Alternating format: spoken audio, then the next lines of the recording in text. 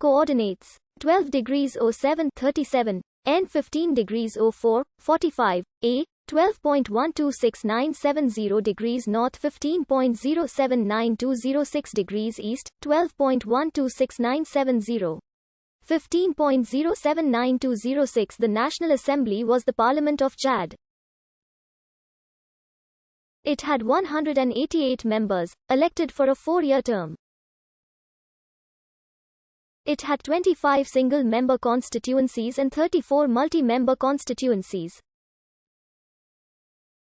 On the 20th of April 2021, after Idris Deby was killed, a coup occurred which dissolved the National Assembly and its functions were assumed by the Transitional Military Council, a junta led by Deby's son. This legislature-related article as a stub. You can help Wikipedia by expanding it. This Chad-related article as a stub.